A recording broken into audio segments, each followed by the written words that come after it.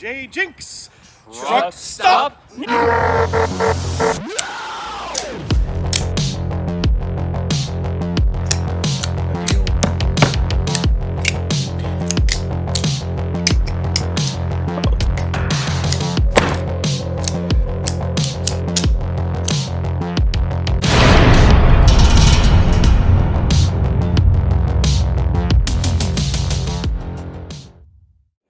Okay, so I took some screenshots. So the actor who played Todd, or Toad, I don't know where the camera is. It's okay. He'll throw it up on the screen later. That guy.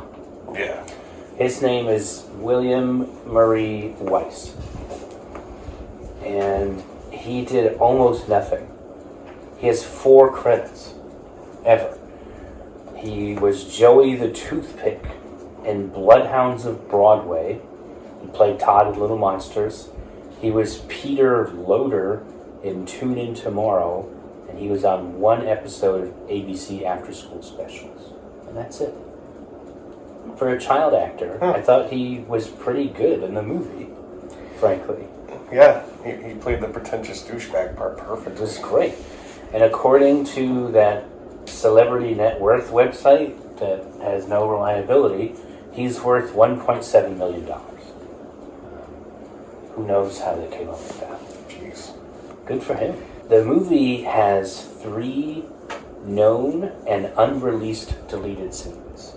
These are scenes that are known by people that made the movie who've talked about it, but no one's ever seen it. According to one of the film set's production assistants, there's a sequence in which the Little Monsters use a flamethrower to clean the dining room. This was filmed, but deleted from the movie. It was a continuation of the dining room scene, the buffet, that ends with Maurice putting a chocolate cake in his jacket. And it introduces the flamethrower that Maurice later uses in the 3rd act of the film. That explains a couple of things. How about a light, bud? Guy says it took him half a day to film it, and that it was a pain in the ass because the fire department had to be there because there's a real flamethrower. There's also a Monsters Underworld filing room scene where it shows how they keep track of what everyone's been doing. No particular details as to why it was cut or why it was there, but there's also a deleted scene that they filmed where towards the end, when they're in Boy's area up the staircase, there's an evil clown toy who is puppeteered by a monster named Shorts. It springs out of the floorboards and threatens Brian Todd and Kirsten after they enter Boy's room. Deleted. Like a pre-boss fight. Kind of, yes. They filmed almost everything in Wilmington, North Carolina. All the stairways and stuff in the Monster Underworld, those were all built, and some of them were like 20 and 30 feet high, like in real life. They also built a lot of miniatures for forced perspective. It was all done at a cement plant. Just a big cement so warehouse. That massive interior. Yeah. And the Underworld scenes that were filmed in the cement plant totaled 1/3 of the film's principal photography, which went 16 days over schedule because of filming at the plant. This I thought was interesting. There's a scene in the movie, it's Brian's first time in the Underworld, and Maurice throws a stuffed animal off a bridge, like fake suicide. Don't do it, you have so much to live for. Oh no! Don't do it! I have to do. Don't do it. Nobody likes it. And then there's this pair of legs. He goes, Brian, Gomer, Gomer, Brian. Gomer, Brian, Gomer. What does he say to Kevin? Not Kevin, to Trick or treat, smell my feet. Yuck. There's a Mandela effect. Oh. This is the scene that I watched when I rented it on Amazon. But the movie has him just in a weird robotic voice. He goes, Any friend of Maurice is a friend of mine. any friend of Maurice is a friend of mine. Well, I think that audio is in the movie, but not at that part. Right, there Maybe. No, But that that was not the scene No, that I trick remember. or treat, smell my feet. Yeah! That's what it was my whole life. Amazon's trying to rewrite. I don't Man, appreciate it. that's freaking weird. Why the change? Why do they do that? Okay, what else do I have as fun talking points? I wrote, so Howie Mandel still owns Maurice's outfit to this day, and it still fits him. Wow. I wrote that the mom, Brian and Eric's mom, felt like a real mom to me. Like, of all the movies I've ever watched, she's a mom. Mm-hmm. She's their mom. I thought that was just a great job. Daniel Stern's character may have been abusive. 1654. You're dead, mister. Tough to say, but I feel like he was. And part of that is evidenced by Brian's eating, and he's like, "Can I be excused?" What the fuck is that shit? I know the answer's like, "Oh, that's just what they used to do back then. You had to ask to be excused from the table." No, that's abuse. It's some bullshit. Controlling. Maurice, despite his likability in the movie and how he does end up helping and saving the kids, he's a predatory monster. For 200 years at least, he's been luring children beneath their beds and turning them into monsters, taking them away from their parents and their natural life. And he was going to do that to Brian Stevenson and to Eric. Mm-hmm. And again, it's the arc of the movie, the arc that he doesn't, that he has a change of heart for these kids in particular. Just these. But not the countless others. He's been doing it for 200 years, and clearly there's a need for it to happen. For what they need to be more populated. I don't know. Yeah, that's another discussion in itself. Mm-hmm. Like what's the deal with the whole operation? But if he's 200 some odd years old, and we see other monsters that are clearly less marked up with less horns, that are, I guess, younger monsters, getting their heads ripped off for not luring a kid down. Because I'm going to take my big thumb and I'm jamming it in your eye. Then I'm going to take my finger and put it in the corner of your mouth and I'm going to rip the corner of your mouth out. Grabbing your head and cutting it off. So Maurice has been doing it 200 years. He's fucking good at it. And he's good at it because he's just so likable. Got him, need him, got him, need him, got him, need him, got him, need him. Mm-hmm. Love him. Howie Mandel was born for that. Everything he's done since has been garbage. Well, where's the sequel? So there were a couple of things that I remembered and I was hoping you would ask, you didn't. So on Maurice's outfit, he's got those shoulder loop things, and he's got a military rank. You remember what rank he is?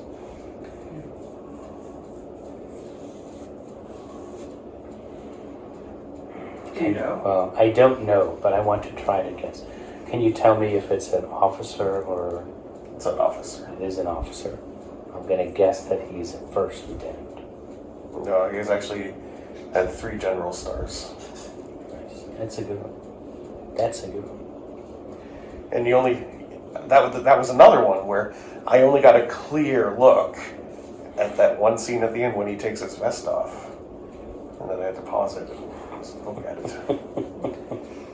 And the other one was in the show All About Chicks. Mm-hmm. Like what does he ask her? What question does he ask her? Besides, where are you from? Oh. I don't know. I don't remember. So this part's a little difficult because He like turns it off. Yeah, you can hear the show, but then there's other stuff going on and it's distracting. So basically, if you analyze the All About Chicks scene, the guy's like super sexist and like just very dismissive. It's like, where are you from? And then she says that whole thing. He's like, yeah, whatever. And he goes, so what are your thoughts on the world economy? And then the TV gets turned off. What do you think about the world economy?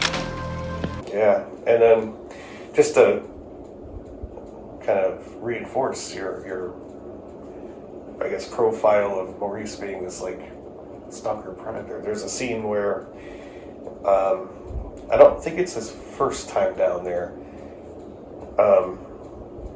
When Brian stays really late and he's like, "Oh my gosh, my dad's waking up in 10 minutes." That means the sun comes up in 5. How did Maurice know that? He was like, Oh yeah, no, that's it too. reconnaissance. Maurice knows shit about Brian right. and Eric. Like, He's doing recon missions and shit. yeah, no, he knows shit about them, and yeah, He's a groomer. he is. Like, he's a predator. He's a monster. I mean, Well, my question, which was a discussion question, was each monster assigned a kid. well, they have that scene. They do have that scene The where lady with the 4 hands. they get multiple assignments. Yeah. So, like, when was he, like, assigned the kid to stalk? Oh, I don't know. Well, that's just it. He got a sheet of paper that said Eric. Well, actually, That's how he gets involved. just to clarify, they don't get assignments to recruit kids. They get assignments to like get To them raise hell. to trouble and shit.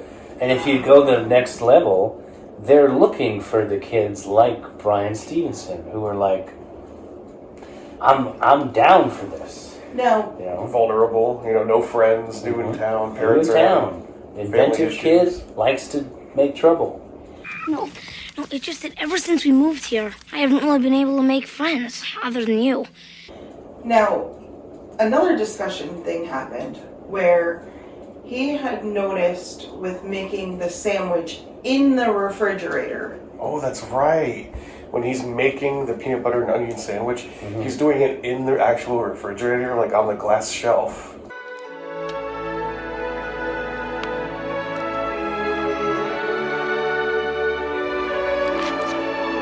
Yeah, that's really weird. And he's I never, and I never I thought said, about "Oh, that, but you haven't done that." But I never put it on the glass. I put it on my hands, like just like throw everything on your hands. Kind of Yeah, thing. but not inside No. the refrigerator. yeah, but you No, know, no, like I had my whole body was in the fridge. I just didn't put it on the Yeah, thing. because then he puts the bread on top and he gives it a good smashing it into that filthy glass shelf. Because you told me the whole entire story, but you guys just realized earlier today, he didn't think the same thing. So how did the whole entire pancakes are Brian Stevenson? Pure coincidence.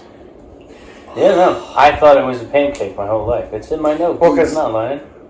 The origin story of that was I made pancakes for us, and instead of saying, "Hey Matt, breakfast is ready, the pancakes are here," I said, "Brian Stevenson, come on down." And then Matt, I think you said something like, Yeah. "That's Brian Stevenson?" Like, yes. Just called it that ever since. Yeah. Oh my Yeah, god! with what we call pancakes. So like you both. Yeah. Oh my god, that's hysterical. Brian Stevenson. Then another question is, they never explain the twinkly, like spurly things. Yeah, what are definitely they? don't. Well, they don't explain it, but And they there's don't- definitely a way to travel by them. We can determine that. Well, But And like, go ahead. nothing really correlated with their behavior. Like sometimes they would change color. Sometimes they would just randomly explode. And then at the very end, Maurice does it. It's an odd scene because they're like, "Oh, we made it. We made it in time. We beat the sun." They send everybody up, and then Maurice and Brian have to have that touching scene, which drags on, and then the whole time I'm thinking that ceiling's gonna fucking harden up any second now. But before, like when they're running up the stairs, Maurice puts his hand up and blocks two of them from colliding.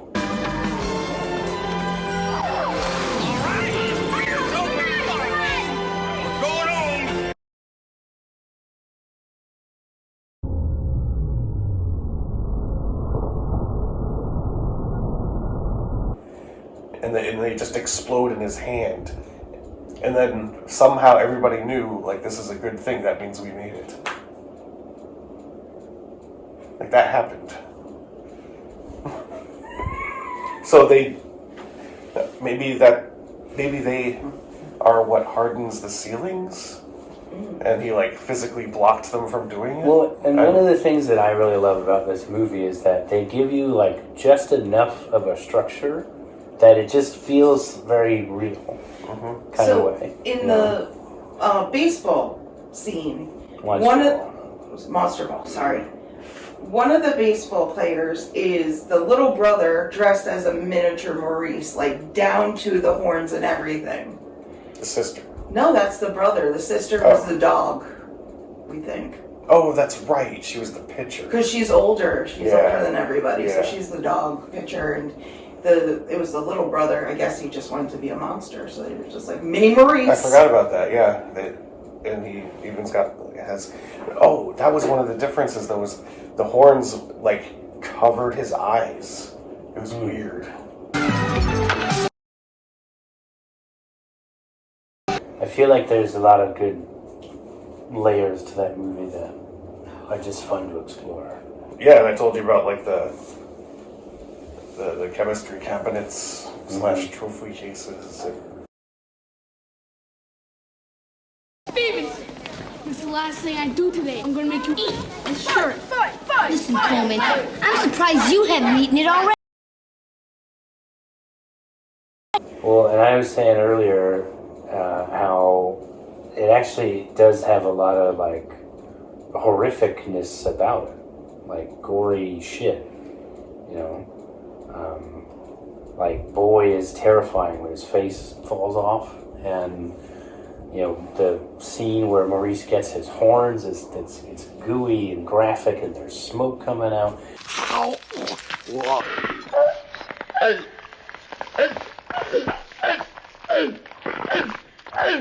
His eyes pop out at some point.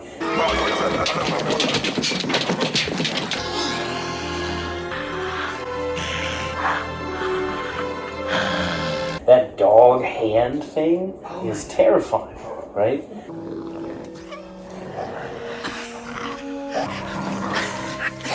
Man's best friend. His right hand. And so... Oh, that's right, yeah. I had looked at the Wikipedia page for Little Monsters in preparation for this. And some of the movie posters for other countries had like made it look like a horror movie. Yeah. They used scenes like that. So, according to Wikipedia, it's a limited theatrical release, didn't do well in the theater, obtained a cult following home video, and is considered a requisite title in the gateway horror genre. Oh, there you go. So, I mean, I can agree to that being, it's a fun movie and all that, so it should be on any list of fun movies, but there's like elements of like, Jesus Christ. Like, they do the lights at the end on Snick and he explodes. And then he squishes himself back together. Wait till I get my hand and kick your butt with this. Oh, I gotta get it together. I gotta get myself together. Or how about just the scene where, hey, look, a stuffed animal. I'm gonna reenact a suicide. Don't do it. I have to do it. Don't do it. Nobody likes it. Goodbye, Yeah, that was fun for him. Yeah, and he is so warped, and that's kind of, he was like, "Hey, Bri, let's go scare the baby," and he's excited, you know. Typical 80s kids movie. That's what we grew up with. But that's the psychology of Maurice and the other monsters. They were excited to just frighten a baby who didn't know what was happening. And Brian's like, this is cool, and saves the day or whatever. But that would, up to then, Maurice was still a predator up to then. Yeah, it almost felt like a scene where, like, they were at a party and they were pushing drugs on him or something. Yeah, that was because what Had that Maurice, vibe, what Maurice you know? wanted was like, right, do it, yeah, well, watch this. This is great. Well, let's do it, man. This is fun. Scare the hell out of her bride. Go ahead, Tonto. Make her poop her pampers. Make her do your diapers. Make her caca her crib. Watch this. He's great. Go ahead, bud. Maurice, it's just a little baby. Watch It's this. not a big deal. We do it all the time. Come Yeah, on. he wanted to be like, I don't know, do something crazy and turn Brian Stevenson into a monster. He was still trying to do it. And that's kind of deep into the movie. It's a terrifying movie, but it's not fucking love. Well, yeah, and it's because when he kept failing at it, Snake would just kick the shit out of him. Yeah, like rip his horn off. Yeah. Like when he ripped the other guy's head off. I'm convinced. Like there's a subversive like danger to all I am convinced that scene was accidental. Like the prosthetic horn fell off, and they're like, "Well, we don't want to reshoot the scene. What do we do? Oh, when he's beating you up, we'll just have splice in your voice going, my horn." Bring a kid in here? You tell him our secrets? My horn! I think that's my theory about how that happened. What, like, if, like, you're assigned a birth, like, are you birthed as a monster? Or, like, does it always have to be a kid that turns into the monster? Why are they turning into monsters? Well, and there's definitely a question of can adults enter? Is that part of the magic that Right. only kids can get in? Like, And, like, I don't know. how you look, does that result in, like, how bad you were? And, like, and what is considered bad? Like when you transform into a monster, like why do some people Yeah, have... like extreme deformities. Yeah. Whoa, not now, Harold. And other people just a little bit of different skin Because, like, tone. Maurice gains the horns because he's exposed to sunlight Maybe. or whatever. It could also just be random because he's aging or something. Right. But it that's what I seems like, thought. yeah, the correlation is he gets hit with light, and is that the aging process? Every time you get hit with light, you age? I mean, what? Or like, what about the long ass leg thing? What the fuck is that? What about the monster whose head was a bear? Stuffed bear. And How do the these pumpkin things guy. happen? Oh, the Just fucking a straight pumpkin up guy. pumpkin that talks like a South Park comedian guy. Yeah. What did he do or not do? Is You know what? We spent a lot of time actually in these scenes where they're hanging out in the underworld or whatever, or they're walking and talking, and I'm looking at the monsters in the background just to like what's going on there, and it was an odd mixture of like really wacky Jim Henson-y puppets and people who literally they're just like wearing a cloak or something. Or stuffed bear. Yeah, there was literally a scene where a stuffed bear... This is the weirdest fucking thing. I remember this scene. It was a scene of, like, Brian and Maurice, like, walking somewhere or something, and a stuffed bear just floats in the Yeah, sky. I remember that. Yeah. This is a movie that, like, watching it as a kid and then watching it now, I'm so fascinated with everything in it. I agree. It's exactly what you said. It gives you just enough. And then your imagination can go wild with it. Well, and I feel like there's real implications that, like, the monsters are capable of, like, powerful magic. Because, like, right away, like, the second or third time that Brian Stevenson goes down, he can float down. Mm. But the first time the other kids go in, they all, of course, fall just like he did. But it's like you just get exposed to it for, like, half a night, and all of a sudden you're a floater, you know? And then there's just the whole, like, they can get in and out of under beds. Obviously, there's, like, a supernatural, magic-y thing going on. Mm-hmm. So it's like, is Boy, like, is he, like, a wizard? Or... Yeah, and you know what I mean? Also on the topic of, like, the under-the-bed portal thing, it also makes the beds, like, spring-loaded. Because everyone just so easily just tosses the bed up, and it's like, whoop, and it stays up, and it's not. I think that's just part of like how you use the portals. Well, and there's definitely this one scene where they go under a bed. They had lifted it. They go under, and then the bed just goes. Now, we had a discussion? I somewhat remember at one point, is every bed okay, or is like sometimes like a bed is deemed unsafe or something like that, or is that like mixed memory between another movie? I remember you asking me that. I'm like, that's not this movie. Well, there's definitely criticism that like this movie is basically Monsters Inc. is so similar. Because I was asking him a lot of Monsters Inc. Like Monsters Inc. is kind of like little monsters with a motive. Like right, you have to scare kids to generate this energy. Right. Is that story. Little Monsters doesn't give you that. It doesn't give you the why. It just tells you that it happens. And that's kind of the magic of the movie is, we don't know. But we know that these certain rules and laws of physics exist there. And we can build off of that shit. Fascinating.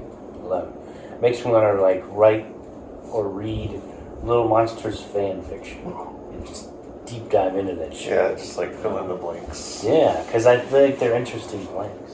Snick fucking explodes, and his pieces are able to reassemble him. Can every monster do that? Are monsters basically invincible? Terrifying. And Maurice, who's been a monster for a couple of 100 years, like, are there suicidal monsters who they're just like, I just want to end this. I've been alive for 6,000 years or whatever. Do they have some kind of a ritual? Do they forbid it? Maybe that's why so often you see one shoe at the side of the highway. There's a monster that's outside. Is that what the true meaning between before the shoelaces over those telephone poles? It's just little monsters like that a got funeral stuck. Ritual. Yeah, it's like I want you to remember me. Some people put like a cross over the shallow grave or something like that. The monster's like, I want you to do me a favor after I go. Toss my shoelaces up on 520 or something. Yeah, or like how people leave trinkets and different things on tombstones. Yeah, or like those drive safe signs that people put teddy bears next to. You can't have these kinds of discussions with Camp Nowhere because it's based in reality. True that. But Camp Nowhere is definitely a fun movie. Not fun at all in the same way. Oh, another question. I meant to write it down. Little Monsters. We'll end with one last trivia question. Nice. What does Ronnie Coleman's dad do for a living? I'm trying to think of the scene where you might learn something like that. I don't know. So you learn about it kind of phrased backwards. You learn that their realtor's son is about Brian's age, and they go to the same school. And he says, Ronnie Coleman's a toad. Oh. Okay, I like and that. Invite him over for milk and flies. Yeah, it's not like a, what do your parents do for, yeah, you're right, it's like a... Yeah. And that's just one of the small details about the movie that make it feel so plausible. They do feel like normal people. And like the marriage stuff, the marriage troubles felt really real. They didn't feel manufactured. Great, now I'm a monster. Look, I just wish you'd be here when you're here. Like, that movie really does have layers. Like, pretty good acting overall, especially for kids, I think. I liked the scene when, it's like when, around the time they started having marital problems. So it's like a fixer-upper house, and they're cleaning it, they're stripping paint, all that stuff. But when the basketball game's on and Daniel Stern's character's watching the game, and he's complaining because for some reason he needs the remote control to get more channels or something. So after he's complaining, he's like, I can only get like these 2 games on and these other...